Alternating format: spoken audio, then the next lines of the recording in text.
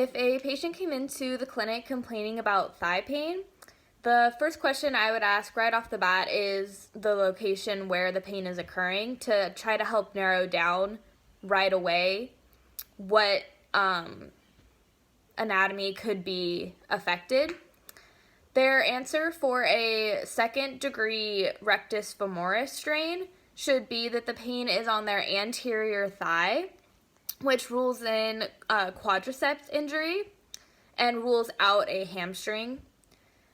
And then they should also say that their pain is more distal or closer to the knee on the rectus femoral muscle. And that would rule in that it's a rectus femoris injury as opposed to the other quadriceps. The next thing I would ask them to do is describe the type of pain they have, and they should say that they had sharp, sudden pain with a loss of function in the quadricep muscle, and they should also have pain walking. The onset for this injury is acute, and it's the more typical onset in athletes. I would then ask if there's any aggravating activities that contributed to this injury, and they should say that it was soccer or football or maybe even rugby. The mechanism of injury they would describe as they were kicking or jumping, or they had a sudden change in direction while they were running. So it's an acute stretch of the muscle, often at the same time as a forceful contraction or a repetitive functional overload of the muscle. And kicking, jumping, and sudden changes of running are all part of being a soccer, football, or rugby player. So those activities could be contributing to the injury. At this point with the mechanism of injury, I would say that they had a strain as opposed to a tear or anything else, but the grade isn't determined quite yet because we still need to do the assessment to figure out if it's a 1, 2, or 3 grade strain.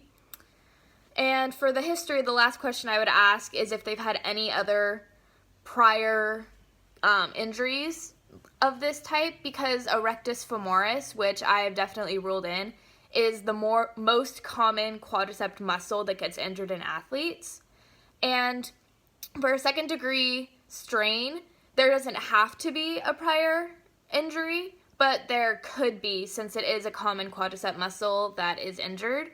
And injuring it for the first time, or this is another occurrence for them, does make them more susceptible to getting another strain on the rectus femoris muscle, or it even opens up the possibility for an even worse quadricep muscle injury. The next part of the assessment is the inspection. So what you can do is assess their gait without them really knowing as they're coming to you or coming into the clinic. And they should have a limping gait, which would signify that it's a grade 2 strain as opposed to a grade 1 or 3. They should also have significant bruising, usually 24 hours after the initial injury. And they should also have localized swelling at the site of the injury, but you should compare the injured leg to the uninjured leg to determine if the swelling is significantly different. They should also have a loss of motion in the quadriceps, and they may have an obvious deformity that you can visually see before even palpating to find it, which would also indicate a grade 2 strain. The next part of the assessment is palpation. And for palpations, you want to do them bilaterally to compare the injured and uninjured leg. First, you want to palpate the rectus femoris, which is in the middle of your thigh here. And as you're palpating, you're looking for pain, deformity, or max tenderness. So for this patient, they would probably have most of their pain elicited here.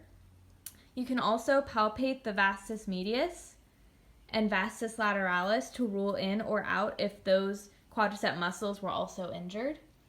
And you also want to see if there's tenderness in the fascial envelope to rule out that you have a compartment syndrome. Next, I'm going to do active ranges of motion.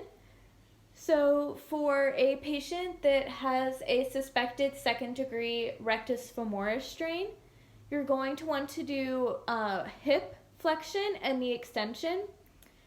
And with ranges of motion, you want to do them bilaterally, starting with the uninjured leg first, in order to get a feel of the patient's normal ranges of motion.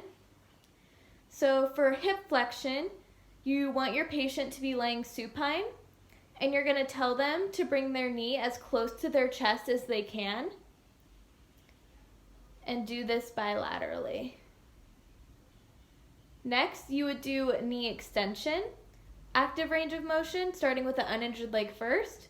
And for this, you also want your patient to be laying supine, and you're going to tell your patient to contract their quadricep muscles, or to better explain, you tell the patient to push their knee into the table, and you do this bilaterally. The next part of the assessment is passive ranges of motion, and you always want to make sure to do this bilaterally, doing the uninjured side first to get a feel of the patient's normal end reach.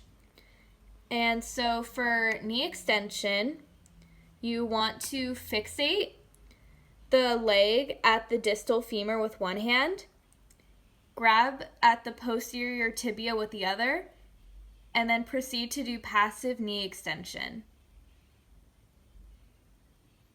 Next is passive hip flexion.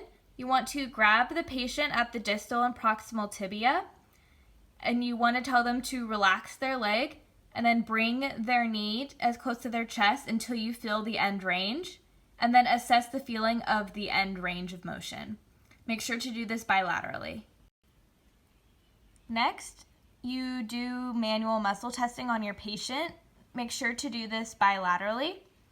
First, you would do hip flexion with the patient seated, leaning slightly forward and tightly gripping the edge of the table. The knee is flexed over the edge of the table with the hip in slight flexion.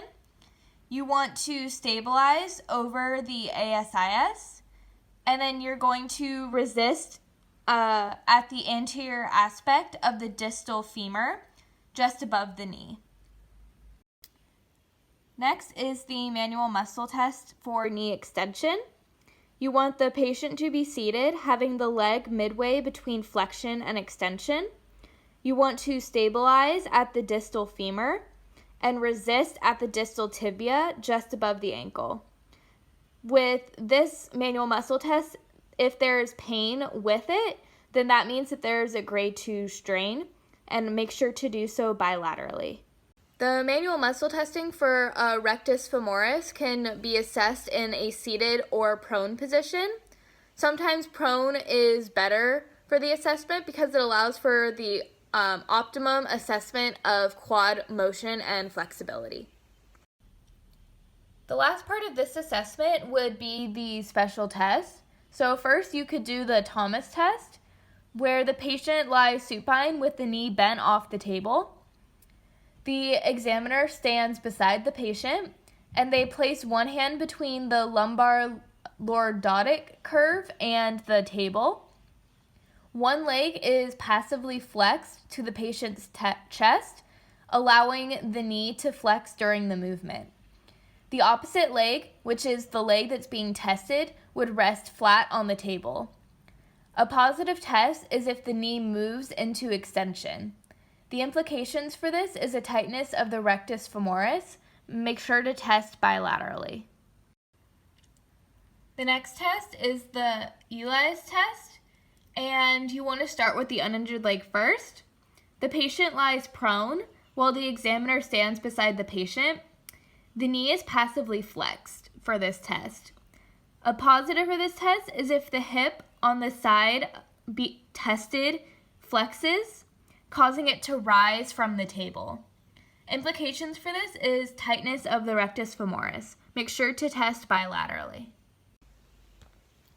For this patient, a neurological and vascular screening should not be needed because of all the information you've gathered from the history, inspection, special tests, and palpations. And so it should be noted that there wasn't a need for those tests because you ruled out that it was a neurological injury and it was more a muscle injury. So you only needed to do the manual muscle testing.